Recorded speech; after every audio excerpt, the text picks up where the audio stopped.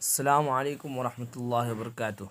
عزیز طلباء و محترم علماء کرام، آج سے میں نے ایک بہترین ارادہ کیا ہے، وہ یہ ہے کہ آسان نحو حصہ اول کا ہر سبق اپنی کوشش سے اور اپنی محنت سے ہر دن ڈالتا رہوں گا، اور وہ اس لیے تاکہ اس سے ہم بھی اور آپ بھی فائدہ اٹھا سکیں۔ وہ اس طرح کہ آپ نے سنا ہوگا اور آپ کو معلوم بھی ہوگا کہ علم کی بقا اسی وقت ہوتی ہے اور اسی وقت تک رہتی ہے جب تک اس میں بحث کی جائے اور اس کا ہمیشہ تذکرہ کیا جائے۔ اسی وجہ سے ہم نے خود بھی اس سے فائدہ اٹھانا چاہا اور چاہا کہ ہم طلباء عزیز اور علماء کرام کو بھی اس سے فائدہ اٹھانے کا موقع دیں۔ بس اسی وجہ سے ہم نے اس ویڈیو کو یوٹیوب چینل پر ہم نے شیئر کرنا چاہا ہے۔ آپ سن رہے ہیں کہ آسان نحو حصہ اول، یہ اس کی تالیف مولانا سعید احمد پالنپوری صاحب نے کی ہے، جو کہ ابھی اس دار فانی سے رخصت کر چکے ہیں، اور یہ بڑے مفتی میں سے اور بڑے عالم میں سے جانے جاتے تھے اور ایک محدث کے حیثیت سے جانے جاتے تھے۔ عصر حاضر میں ان کی حدیث کا علم جو ہے بہت سے طلباء نے ان سے سند حدیث حاصل کی ہے، اور یہ دارالعلوم کے محدث بھی رہ چکے ہیں، اور اللہ تعالیٰ ان کے قبروں کو نور سے منور فرمائے اور جنت الفردوس میں اعلیٰ سے اعلیٰ مقام عطا فرمائے۔ یہ جو حصہ اول ہے، اس کے سبق کا اولاً تو میں سر پڑھوں گا اور پھر اس کے بعد خلاصہ بیان کروں گا۔ فقط السلام ورحمۃ اللہ۔ بسم اللہ الرحمن الرحیم۔ علم نحو کی تعریف۔ علم نحو وہ علم ہے جس سے کلمات کو جوڑنے کا طریقہ معلوم ہو اور ہر کلمے کے آخری حرف کا اعراب معلوم ہو۔ فائدہ اس علم کا یہ ہے کہ اس سے عربی زبان بولنے میں اور لکھنے میں غلطی کرنے سے آدمی محفوظ رہتا ہے۔ لفظ جو بات بھی آدمی کے منہ سے نکلے۔ لفظ موضوع معنی دار لفظ جیسے قلم۔ لفظ مہمل بے معنی لفظ جیسے دیز زید کا الٹا۔ لفظ موضوع کی دو قسمیں ہیں، مفرد اور مرکب۔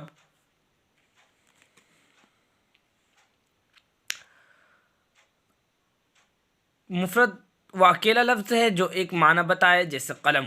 کلمہ مفرد کو کلمہ بھی کہتے ہیں۔ کلمہ کی تین قسمیں ہیں، اسم، فعل اور حرف۔ اسم وہ کلمہ ہے جس کے معنی دوسرے کلمہ کو ملائے بغیر سمجھ میں آ جائے اور اس میں تین زمانوں میں سے کوئی زمانہ نہ پایا جائے، جیسے قلم، کتاب۔ فعل وہ کلمہ ہے جس کے معنی دوسرے کلمہ کو ملائے بغیر سمجھ میں آ جائے اور اس میں تین زمانوں میں سے کوئی زمانہ پایا جائے، جیسے کتب لکھا اس نے گزشتہ زمانے میں، یکتب لکھتا ہے وہ فی الحال یا لکھے گا وہ آئندہ زمانے میں۔ حرف وہ کلمہ ہے جس کے معنی دوسرے کلمہ کو ملائے بغیر سمجھ میں نہ آئے، جیسے من، سے، فی، میں، الی تک۔ الا پر جب تک ان حرفوں کے ساتھ کوئی اسم یا فعل نہ ملایا جائے کچھ فائدہ حاصل نہ ہوگا۔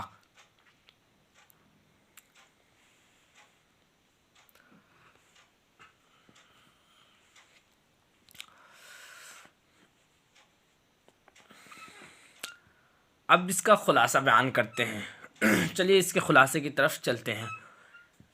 اولاً مصنف علیہ الرحمہ نے علم نحو کی تعریف کی ہے۔ بیان کیا کہ علم نحو وہ علم ہے جس سے کلمات کو جوڑنے کا طریقہ۔ اس میں دو چیزیں مصنف علیہ الرحمہ نے بیان کی ہے۔ نمبر 1 پر کہا کہ علم نحو سے کلمات کو جوڑنے کا طریقہ معلوم ہوتا ہے، اور نمبر 2 پر کہا کہ کلمہ کے ہر آخری حرف کا اعراب معلوم ہوتا ہے۔ تو علم نحو کی تعریف میں دو باتیں آئی، ایک جوڑنے کا طریقہ معلوم ہوتا ہے، دوسرا ہر کلمے کے آخری حرف کا اعراب معلوم ہوتا ہے۔ وہ کیسے؟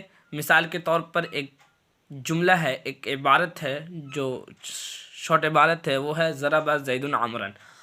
اس میں دیکھیے کہ ضرب زید عمرا، یعنی کہ ہم 3 ورڈ لاتے ہیں، ضرب، زید اور عمر۔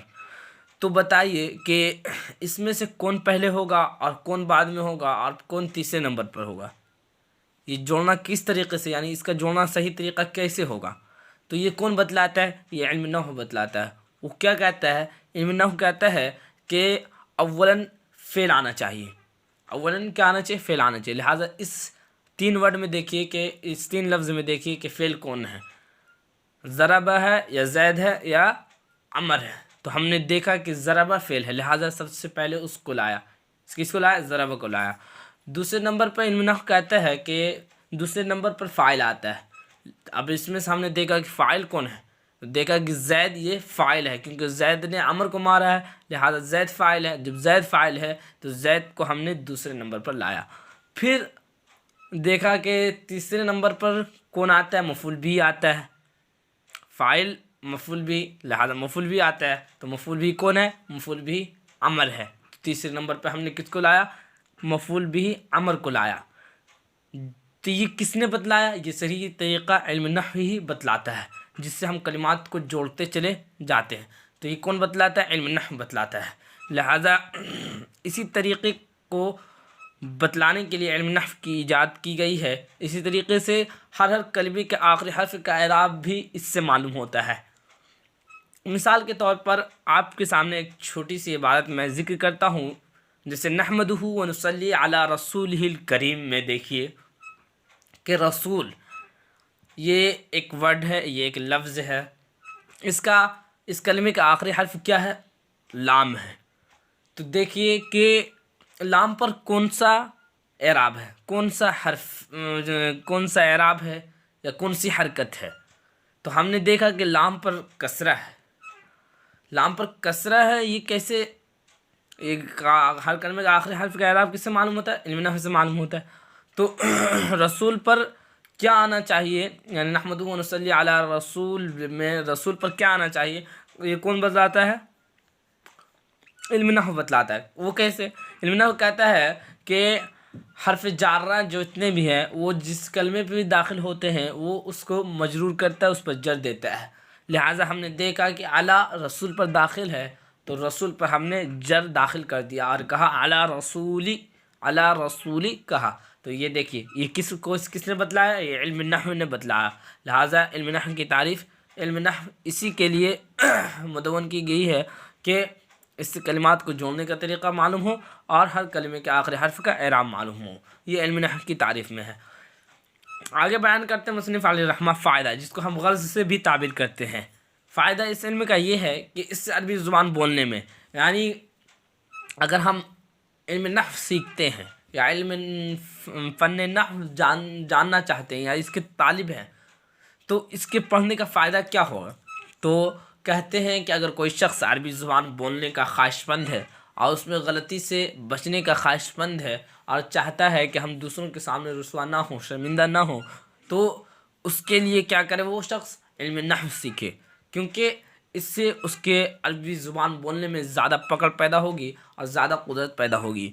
اور اسی طرح سے لکھنے میں بھی کسی کو اپنے خیال، اپنے مضمون اور اپنے ذہن باطن میں جو چھپی ہوئی باتیں ہیں اس کے سامنے، کسی کے سامنے ہم کو تحریر شکل میں لانا ہے، اور وہ بھی ایسے شخص کے سامنے جو عرب سے تعلق رکھتا ہے۔ تو ایسے شخص کو ہم عربی زبان میں لکھیں گے، لہٰذا جب عربی زبان میں لکھیں گے تو عربی زبان میں لکھنے کے لیے ہمیں علم نحو جو ہے اس کی ضرورت خاص طور پر پڑے گی، کیونکہ ہم اسی وقت جان پائیں گے کہ اس پر کون سا اعراب آئے گا اور کون سا اعراب نہیں آئے گا۔ تو اس سے ہم کیا کریں گے؟ اس پر ہر طرح کے اعراب کو صحیح طریقے سے لگاتے چلے جائیں گے، جس سے وہ سامنے والا جو اس خط کو یا اس مضمون کو پڑھے گا تو وہ بھی سمجھتا چلا جائے گا۔ تو اس سے کیا ہوگا؟ عربی زبان میں لکھنے میں، اسی طریقے سے بولنے میں آدمی غلطی سے محفوظ رہتا ہے۔ آگے فرمایا کہ لفظ کہتے کسے؟ کہا کہ لفظ جو بات بھی آدمی کے منہ سے نکلے وہ لفظ ہے۔ جیسے مثال کے طور پر میرے منہ سے نکلا کہ زید، یہ کیا؟ ایک لفظ۔ اسی طریقے سے نکلا جیسے یہ جیسے بھی ایک لفظ ہے، یہ حرف بیانیہ اس کو اردو میں کہا جائے گا۔ جیسے یہ کیا ہے؟ حرف بیانیہ۔ اسی طریقے سے لفظ یا پھر موضوع، یعنی جو بھی تلفظ انسان کرتا ہے، جس کو عربی میں ہم ایک مقولہ عربی کا کہ اللفظ ما یتلفظ به الانسان، لیکن لفظ وہ ہے جس کا انسان تلفظ کرے وہ لفظ ہے۔ تو جس چیز کا بھی انسان تلفظ کرتا ہے وہ لفظ کہلاتا ہے۔ لفظ موضوع کسے کہتے ہیں؟ لفظ میں پھر دو قسمیں آ جاتی ہیں، ایک لفظ موضوع کی، دوسرے لفظ محمل کی۔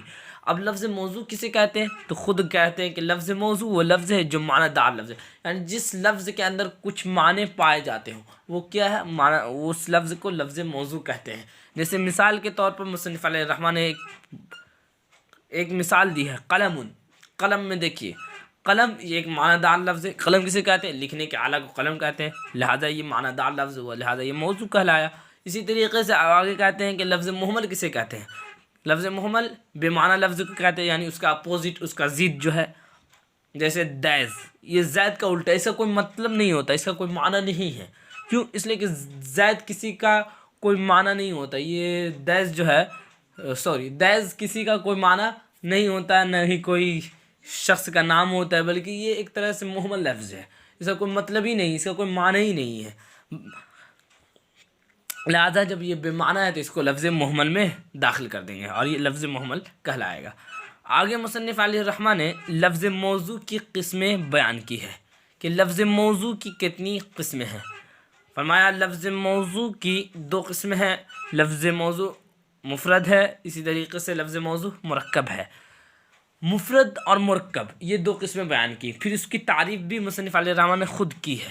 کہتے ہیں لفظ مفرد وہ اکیلا لفظ ہے جو ایک معنی بتائے، یعنی مفرد تنہا لفظ کو مفرد کہتے ہیں، مفرد تنہا لفظ کو مفرد کہتے ہیں، یعنی کسی بھی ایک لفظ کو، قلم، کتاب، اسی طریقے سے کوئی بھی ایک لفظ ہے، کوئی بھی ایک لفظ ہے، جیسے نام ہے مثال کے طور پر، کوئی بھی نام، عارف، حامد، ساجد، کوئی بھی، یہ سب کیا ہے؟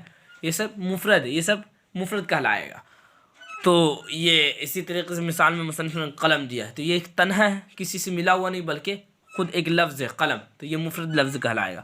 آگے مصنف علیہ الرحمٰن نے ایک پوائنٹ کی بات بتلائی ہے کہ مفرد کو کلمہ بھی کہتے ہیں، یعنی مفرد جو ہے یہ لفظ موضوع کی قسموں میں سے ایک قسم ہے، تو اس کو کلمہ بھی، یعنی کلمہ سے بھی تعبیر کرتے ہیں۔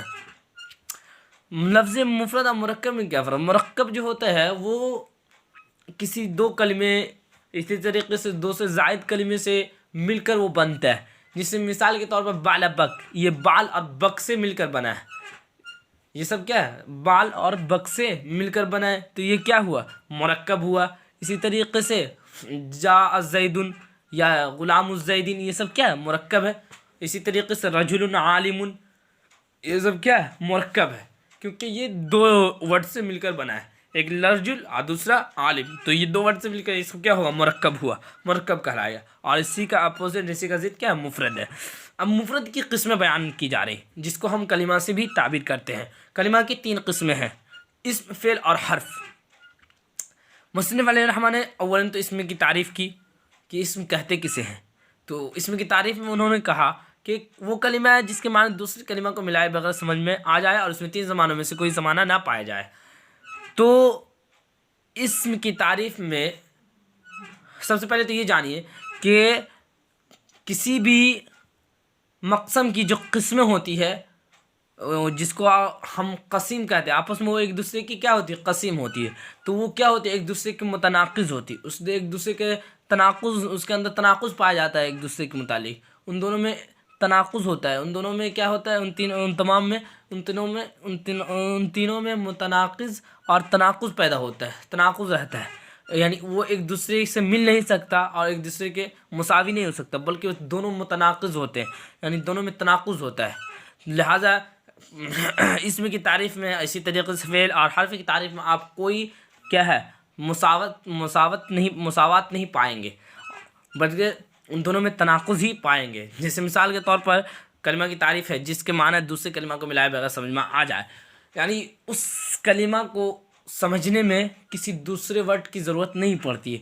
اسی طریقے سے ایک تو پہلا مرحلہ ہے، دوسرا مرحلہ ہے کہ اس میں 3 زمانوں میں سے کوئی زمانہ نہ پایا جائے، یعنی اس ورڈ میں نہ زمانہ کا کوئی بھی دور دور تک کوئی بھی شائبہ موجود نہ ہو، اسے کیا کہیں گے؟ اسم کہیں گے۔ تو اس میں 3 زمانوں میں سے کوئی زمانہ نہ پایا جائے، اسی طریقے سے وہ کلمہ جو ہے دوسری کلمہ کو ملائے بغیر بھی سمجھ میں آیا جائے، تو اس کو کیا کہتے ہیں؟ اسم کہتے ہیں۔ مثال کے طور پر مصنف علیہ الرحمٰن نے بیان کیا قلم، اور اسی طریقے سے کتاب، تو قلم اور کتاب جو ہے یہ کیا ہے؟ ایک تنہا لفظ ہے اور اسم ہے۔ کیوں اسم ہے؟ اس لیے کہ اس کا معنی ہم سمجھ رہے ہیں، اور دوسری بات یہ ہے کہ اس میں زمانہ نہیں ہے، لہٰذا یہ اسم کہلائے گا۔ اسی طریقے سے فعل کہتے ہیں وہ کلمہ جس کے معنی دوسرے کلمہ کو ملائے بغیر سمجھ میں آ جائے اور اس میں 3 زمانوں میں سے کوئی زمانہ بھی پایا جائے. جیسے کتبہ لکھا اس نے گزشتہ زمانے میں، یکتب وہ لکھتا ہے فی الحال یا لکھے گا آئندہ زمانے میں. تو دیکھیے فعل کی تعریف جو پہلا مرحلہ ہے یہ وہ کلمہ ہے جس کے معنی دوسری کلمہ کو ملائے بغیر سمجھ میں آ جائے. اتنے میں آپ کو لگتا ہوگا یہ تو مل رہا ہے اس میں سے، بھائی یہ کس سے مل رہا ہے؟ اس میں سے مل رہا ہے. تو میں کہتا ہوں نہیں، آپ نے صرف اتنا ہی دیکھا ہے. پورا دیکھتے تو آپ یہ نہیں کہتے کہ یہ اس میں سے مل رہا ہے. آپ نے صرف کتنا دیکھا؟ اتنا دیکھا ہے. تو اس سے آپ کو لگ رہا ہے کہ یہ تو اس میں سے مل رہا ہے، لہٰذا قسم تو آپس میں ایک دوسرے کے مساوات ہو گئے. تو آپ کا وہ کہنا وہ غلط ہو گیا. تو میں کہتا نہیں میرا کہنا غلط نہیں ہے، کیونکہ آپ نے صرف اتنا ہی دیکھا.